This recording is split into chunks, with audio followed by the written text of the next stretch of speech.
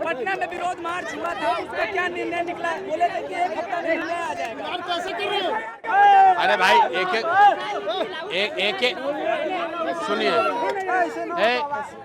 पहली बात कि बिहार में डोमिसाइल नीति नहीं लागू हुआ है।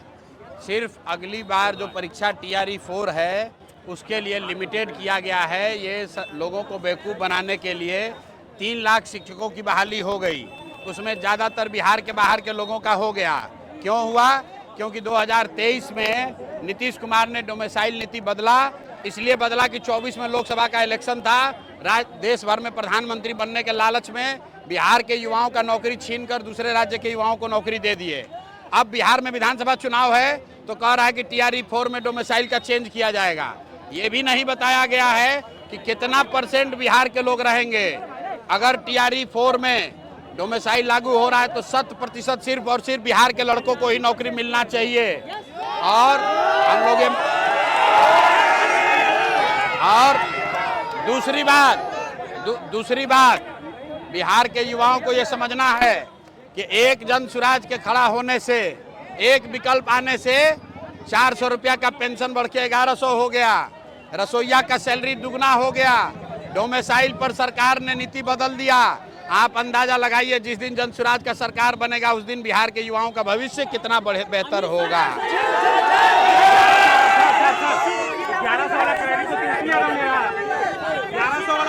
अरे भाई सुनिए, ऐसा है,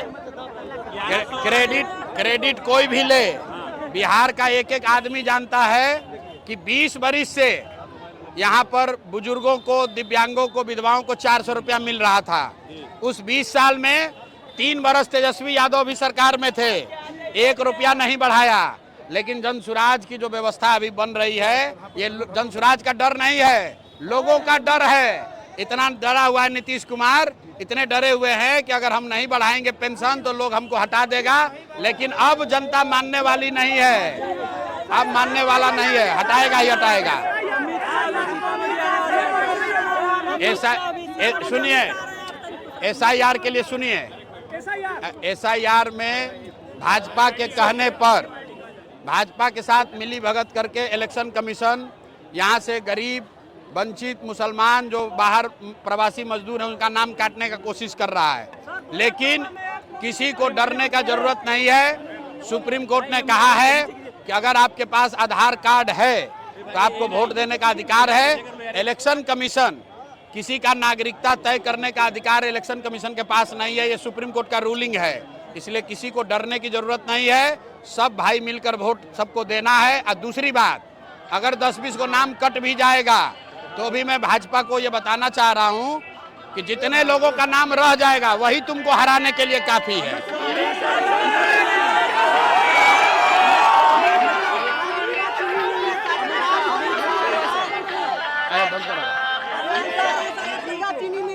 सुनिए, अच्छा रुकिए,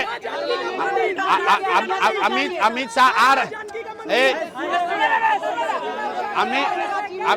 अमित शाह, रुको यार, अमित शाह आ रहे हैं तो अरे सुनो, अमित शाह, मोदी और राहुल गांधी, आप सबको ये पूछना है कि चुनाव के अलावा अगर अमित शाह, राहुल गांधी और मोदी एक रात भी बिहार में बिताए हो चुनाव के बाहर तो हमको बता दीजिए। ये लोग दिल्ली में बैठकर बिहारियों को गाली देते हैं। अमित शाह आएंगे तो हमारी ओर से, जनता की ओर से, बिहार के युवाओं से सवाल है अमित शाह को कि महाराष्ट्र में भाजपा की सरकार है और बिहार के बच्चों को, हिंदी भाषियों को महाराष्ट्रियों ने मारा है, वहां पर वहां के लंपन एलिमेंट ने, अमित शाह ने उस पर बयान क्यों नहीं दिया? और अगर बिहार के बच्चे महाराष्ट्र में मारे गए उस समय आप मुंह नहीं खोल रहे थे, और यहाँ वोट लेने के लिए आकर सीतामढ़ी में भाषण दीजिएगा तो कोई मानने वाला नहीं है।